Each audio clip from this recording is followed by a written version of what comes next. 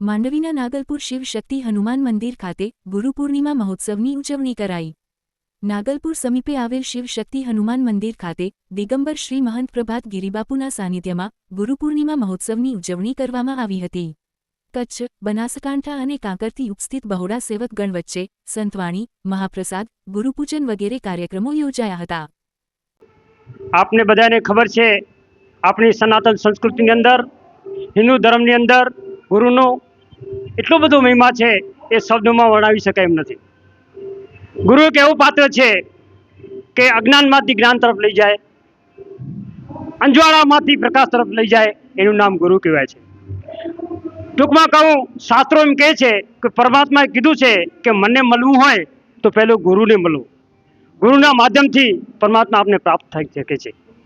विशेषમાં न कहेता આજના કાર્યક્રમની રૂપરેખા વિશે તમને કહી દઉં તો દર વર્ષની જેમ આ વર્ષે પણ અહીંથી ધામધૂમથી ગુરુ પૂર્ણિમાનો મહોત્સવ ઉજવાઈ રહ્યો છે અને ઘણા બધા બાપુના અનુયાયીઓ, ચેલાઓ બનાસકાંઠા, માંડવીની આજુબાજુના ગામડાઓમાંથી બધી સમાજોમાંથી અહીં પધાર્યા છે। અમે સૌ એનું પણ સ્વાગત કરીએ છીએ અને વિશેષમાં કાર્યક્રમની રૂપરેખા આખું તો આજના દિવસે સવારના 7:30-8 વાગ્યાનો ટાઈમે 8:15 ગુરુપૂજન કરવામાં આવ્યું। ત્યાર પછી 9 વાગે સંતવાણી બહુ સરસ કલાકાર દ્વારા કચ્છના નામાંકિત કલાકારો દ્વારા અહીં સંતવાણી રજૂ કરવામાં આવી। સાથે સાથે બટુક ભોજન પણ અહીં પીરસવામાં આવ્યું અને આપ અત્યારે પણ લાઈવ જોઈ રહ્યા છો। ભોજન અને ભજન એક સત્સંગ કહેવાય એટલે કીધું છે ને, બીનું સત્સંગ ન હોય વિવેકા, बिनु सत्संग न होई विवेका, प्रभु कृपा बिना सब सुलभ न होई। जो परमात्मा राजी होय, परिब्रह्म परमात्मा जो कृपा होय तो आवा प्रसंग आपने जो मळता होय। मतलब कहेवानुं के नंजाणी जानकीना नाथे काले शुं थवानुं छे, कारण के आपणे आते जीवता छीए ने तो आवा सारा कारो माणी रहे छे। आप जो काले आपनुं शुं थवानुं छे आपने खबर नथी। तो हूँ एटलुं ज कहीश आपना माध्यमथी आपना तमाम श्रोताजनोने एटलुं ज कहीश के सत्कर्म करो। गुरु आपने ई शिखावे छे कि तमे सत्कर्म करो અને ગુરુ પૂર્ણિમાનો મહિમા પણ એ છે કે ગુરુએ બતાવેલા રાહ પર ચલો, ગુરુએ બતાવેલા માર્ગ ચલો, અન્યાય ન કરો, નીતિ ધર્મનું પાલન કરો। આપણે જે હિન્દુ સંસ્કૃતિમાં કહેવાયું છે એ પ્રમાણે ગુરુનું આચરણ કરો અને આજનો દિવસ ગુરુનું અભિવંદન કરવાનો દિવસ છે ખાસ। તો ગુરુ દક્ષિણા પણ અમે શાસ્ત્રોમાં ઘણા બધા એવા અવલોકો છે, ગુરુ દક્ષિણાનો કેટલો મહિમા છે એ પણ આજે ગુરુ દક્ષિણા પણ આપણે લઈ શકીએ છીએ ગુરુને। સમગ્ર ભારત વર્ષની અંદર જ્યારે ગુરુ પૂર્ણિમા દિવસ તરીકે એ ગુરુની પૂજન અર્ચન વિશેષ તરીકે કરીને ઉજવવામાં આવતો એક પ્રાચીન અને ભારતની સંસ્કૃતિને જાળવી રાખનારો આ તહેવાર છે।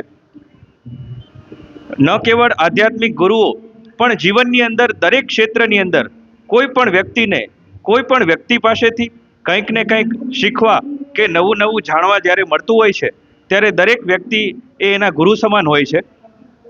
આમ જોવા જઈએ તો આધ્યાત્મિક ગુરુઓ આપણને એ ભગવાન સાથે જોડવાનું જ્યારે કાર્ય કરે છે, એ આધ્યાત્મિક માર્ગે વાળવાનું કાર્ય કરે છે, તો એમના માટે ઋણ ચૂકવવા માટે આ જીવન પણ જ્યારે ઓછું પડે તો એવી જગ્યાએ અને એવા જીવનની અંદર આજે એક વિશેષ દિવસ કે જેની અંદર એક વિશેષ ભજન, ભક્તિ, પૂજન, અર્ચન જે ગુરુનું થતું હોય અને આપણે એ ભક્તિ અદા કરવાનો એક દિવસ જે આપણને મળતો હોય। આમ તો જેને કહી શકાય ને કે 12 મહિના સમગ્ર જીવન જેના માટે ઓછું પડે પણ તેમ છતાં આજનો એક દિવસ જે વિશેષ ભક્તિ અદા કરી શકીએ એવો એ ગુરુ પૂર્ણિમાનો દિવસ છે।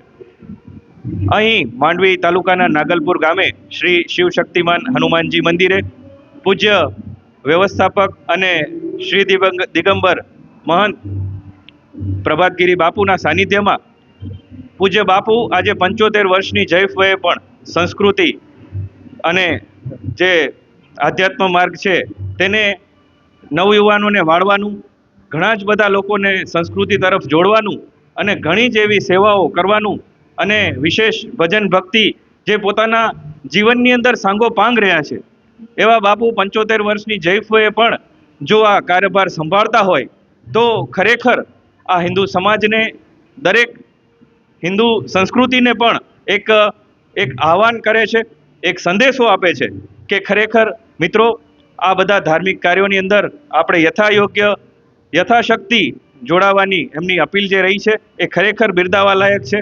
પૂજ્ય પ્રભાતગીરી બાપુના સાનિધ્યમાં દર વર્ષે હનુમાન જયંતિ હોય ચૈત્ર માસની પવિત્ર કથાઓ હોય કે આવી રીતે ગુરુ પૂર્ણિમા હોય કે અવારનવાર દર મહિને એ પોતે લોટ પ્રસાદનું આયોજન કરતા હોય, જેની અંદર હનુમાનજીની એ સંગીતમય આરતી હોય, ત્યારબાદ મહાપ્રસાદની અંદર સૌ કોઈ જોડાતા હોય અને એવી જ એને લગતી ધાર્મિક વાતો જ્યારે અહીંથી થતી હોય તો સમગ્ર વર્ષ દરમિયાન આવા અનેકવિધ કાર્યક્રમો અહીંથી થતા હોય છે, જેમાં ભજન ભક્તિ, ઘણા લોકોના સન્માન છે, વિશેષ પ્રેરણારૂપ પ્રવચનો હોય.